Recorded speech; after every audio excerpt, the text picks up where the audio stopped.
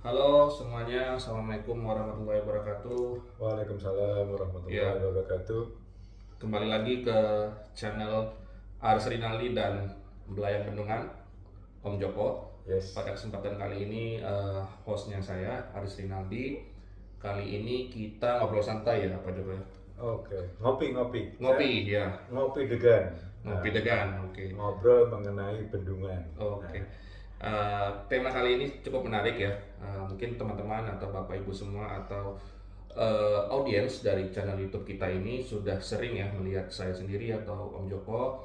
Ya. Pada kesempatan kali ini kita akan membahas satu sisi beliau ya, satu sisi beliau, perjalanan karir beliau. Ini ada bukunya ya, bisa dilihat oleh teman-teman semua ya. Saya panggil teman-teman aja ya biar lebih Gen Z Pak ya, dari Yes. milenial. Bahwa dalam perjalanan beliau ini kalau kita lihat 30 tahun menjadi ASN, nanti beliau akan bahas suka dukanya Pak Joko ya atau Om Joko ya. Silakan Om Joko, bagaimana 30 tahun perjalanan karirnya sebagai ASN? Oke, terima kasih Mas Aris. Selamat pagi teman-teman. Kita selalu selamat pagi ya, biar selalu semangat. Alhamdulillah tadi sudah ditunjukkan sama Mas Aris prosesi 30 tahun sebagai ASN. Kenapa? Karena kemarin 1 Agustus saya sudah tidak berseragam baju putih. Oke. Yang mana baju putih adalah salah satu ciri khas seorang ASN di PUPR. Oke. Jadi beliau ini ya, Om Joko ini 30 tahun mengabdi sebagai ASN di Kementerian PUPR. Yes. Nah, di dalam buku tadi juga pasti akan terlihat di mana pertama kali saya dipanggil dari bagian kepegawaian di tahun 2000 ini, kelihatan di tahun 2 ini nih yang paling awal nih, paling awal. Mas Aris. Ini sudah masih saya simpan 30 tahun yang lalu di 15 April 1994. Oke. Saya dipanggil karena di PUPR sedang membutuhkan tenaga ahli dan alhamdulillah saya menghadap, dan di dalam perjalanan saya ditempatkan di Balai Keamanan Bendungan. Oke.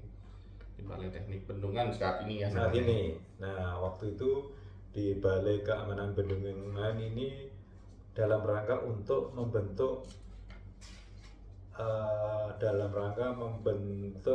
organisasi keamanan bendungan. Organisasi keamanan bendungan khusus bidang bendungan ya. Yes, karena waktu itu selama sebelum-sebelumnya tidak ada organisasi keamanan bendungan.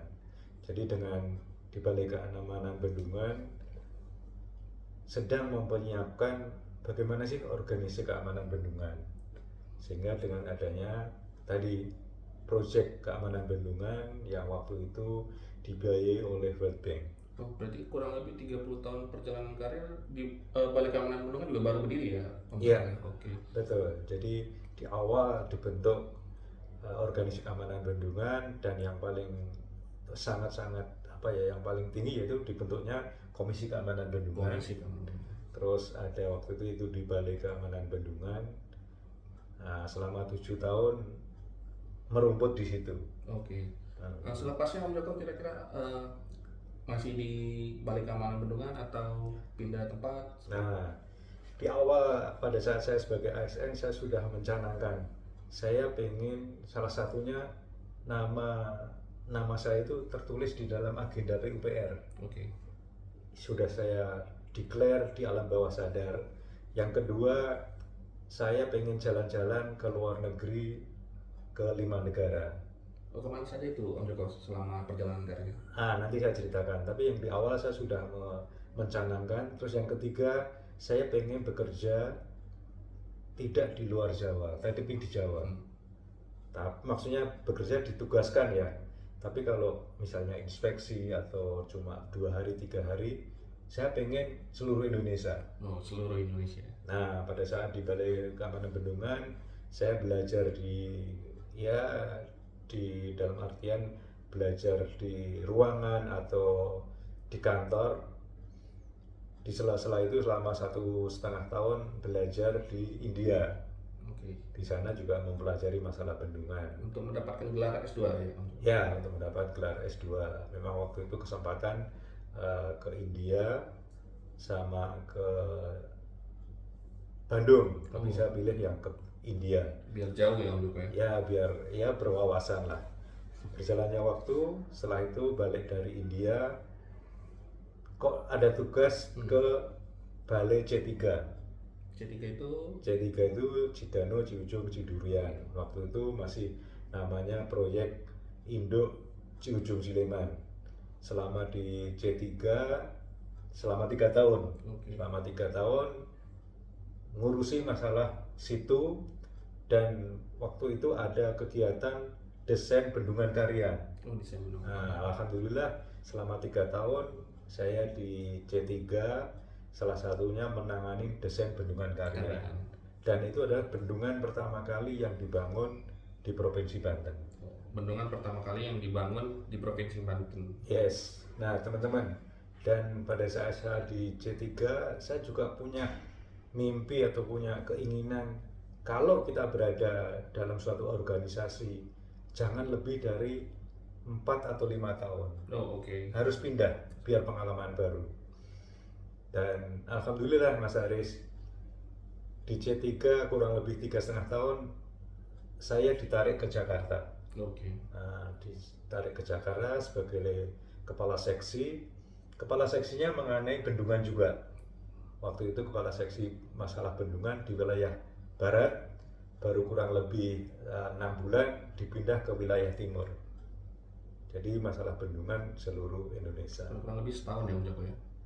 Enggak, kalau di waktu itu sebagai kepala seksi 3 tahun. 3 tahun juga ya? Nah, pada saat kepala seksi di situ juga menangani masalah kegiatan DOI-SP 1. Setelah 3 tahun di kepala seksi, kok ada panggilan untuk mutasi ke Cimanuk Cisanggarung.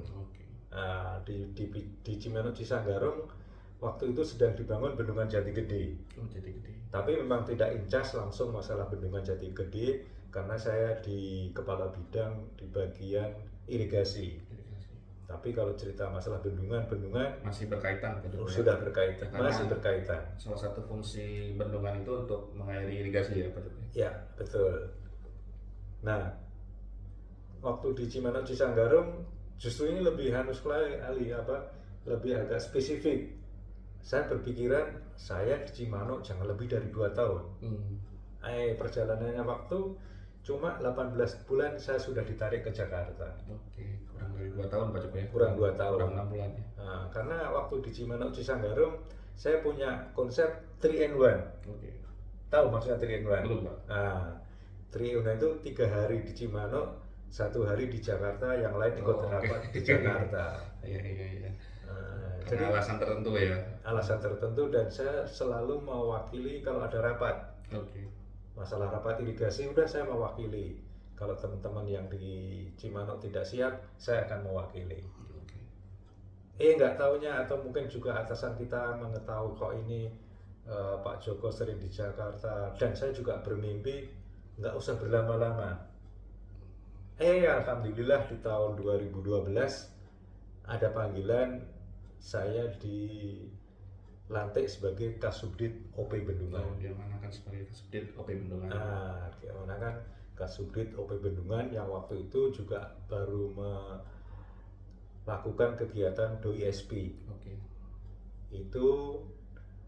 Ini ngurusin bendungan lagi.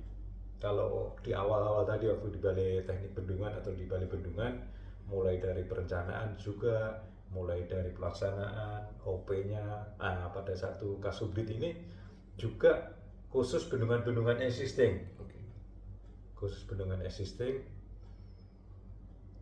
Ini juga karena mimpi saya ya waktu itu di awal, waktu wawancara di tahun 1994, saya tertulis saya cuma maksimal sebagai Kasubdit aja. Entah kenapa itu sesuatu yang sangat sudah direncanakan. Akhirnya sebagai Kasubdit OP Bendungan cukup 4 tahun aja. Karena waktu itu ada pilihan untuk sebagai Javung. Nah, waktu itu mungkin sebagai Javung itu bukan kewajiban, ada pilihan. Sehingga orang-orang kalau milih Javung kesannya kok tidak punya nilai tambah. justru dengan saya ambil Jafung, salah satu bentuk saya bisa berkreasi, termasuk kita bisa berkreasi ber-YouTube Ya, dengan tulisan, dengan video, ya Pak, Yes. dengan berbagai cara inovasi dan kreativitas Pak ya.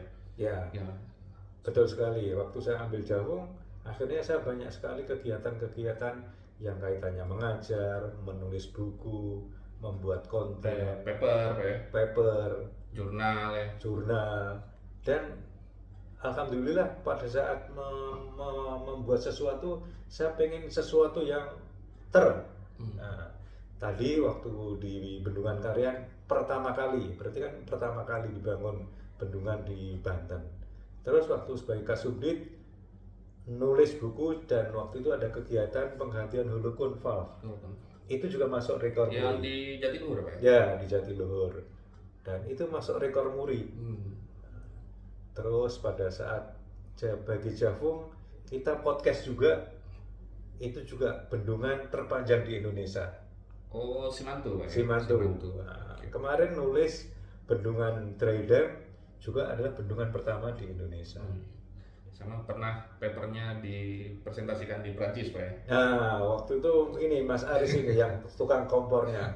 Udahlah, kita buat ini paper yang mana biar go internasional. Kalau boleh tahu waktu itu tentang apa ya Mas? Judulnya itu terkait dengan hidrogeologi Pak, khususnya di Bendungan Banyu-Urip ya, karena bendungannya itu unik, satu-satunya bendungan yang dimiliki perusahaan migas ya Om Joko. Oke, sip. Nah, di akhir masa tugas saya waktu itu merumput di Balai Bendungan, ini kembali sebagai Jafung di Balai Teknik Bendungan. Dan alhamdulillah beberapa karya terkait dengan di Balai Teknik Bendungan ya tadi bisa ikut Simantu, bisa nulis, bisa buat konten, Ngajar pelatihan ya. ngajar pelatihan yang bisa intern, outern maupun ke lembaga-lembaga yang lain, termasuk ke kampus, ke UGM, ke Undip, ke UI ya. Waktu di UI kan Iya, juga mengisi mata kuliah Pak ya, ya. yang terkait dengan bendungan. Oke, ini kurang lebih 30 tahun. Ringkas sekali sebenarnya ini Om Joko ya. Tapi Yes. saya punya ini Om Joko, mungkin buat teman-teman di luar sana, saya panggil teman-teman ya. Mohon maaf sebelumnya, kira-kira apa tips and advice atau harapan Om Joko terhadap para penonton channel YouTube Om Joko nantinya atau channel YouTube saya setelah melihat kurang lebih belasan menit ini, seperti apa dari Om Joko nanti kira-kira? Gini teman-teman, ini juga salah satu buku terakhir, maksudnya buku, saya sedang menyiapkan buku yaitu kaitannya dengan The Power of Dream, The Power of Dreams. The Power of Network, Oke. The Power of Action. Jadi The Power of DNA. Oke. Sehingga teman-teman di sana pastikan teman-teman punya dream pada saat masuk di ASN, harus sudah punya dream. Kira-kira mau apa? Dan memperluas jaringan dengan network, dan teman-teman bisa lakukan action, apa yang harus kita lakukan. Oke, Dream, Networking, Action, Yeah. DNA, Pak ya. DNA. Makanya singkatan dari The Power of DNA. Yes. Oke. Kurang lebihnya kita sudah dapat intisari ya dari pengalaman Om Joko. Mungkin ini tidak terlalu panjang Om Joko ya, tapi kita sudah bisa mengambil perjalanan panjang beliau 30 tahun diringkas perjalanan karirnya yang hampir sebagian besar di bidang bendungan Om Joko ya. Semuanya. Oke, semuanya di bidang bendungan, dan kita bisa tahu bahwa beliau sudah punya banyak karya, diantaranya buku, jurnal, paper, ada yang Simantu, ada yang mengajar pelatihan atau mata kuliah di kampus dan lain sebagainya. Dan tadi juga sudah disampaikan oleh Om Joko keyword terakhirnya DNA, Dreams, Networking, and Action. Jadi kita cukupkan channel ini. Gimana Om Joko kata penutupnya Om Joko biasanya? Oke. Dream come true, Be happy. Dan